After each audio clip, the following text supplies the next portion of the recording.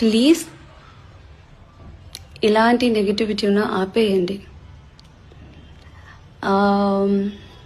నేను ఎవరి గురించి మాట్లాడుతున్నానంటే కళ్యాణ్ గురించి. బికాజ్ ఇది తన కెరియర్ ఇప్పుడే స్టార్ట్ అవుతుంది, అయిపోయింది కూడా. వీలవుతే మనలో ఎంత అవుతే అంత మనం ఒకరికి యూనో ఏమి చెయ్యకపోయినా పర్లేదు, చదువు అనేది అయితే వద్దు. ఎందుకంటే ఇది ఒకరా కెరియర్.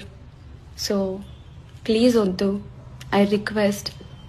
అండ్ ఇంకొకటి ఏంటంటే చాలా మంది అడిగిన క్వశ్చన్ నాకు 20 lakhs తీసుకోవాల్సింది ఎందుకు వదిలేశారు అనేసి. ఆ 20 lakhs ఎక్కడ చేరుకోవాలో అక్కడే చేరుకుంది. నేనైతే ఆ విషయంలో చాలా హ్యాపీగా ఉన్నాను.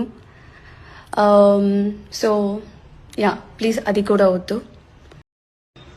ప్లీజ్ ఇలాంటి నెగిటివిటీను ఆపేయండి. నేను ఎవరి గురించి మాట్లాడుతున్నానంటే కళ్యాణ్ గురించి. బికాజ్ ఇది తన కెరియర్ ఇప్పుడే స్టార్ట్ అవుతుంది, అయిపోయింది కూడా.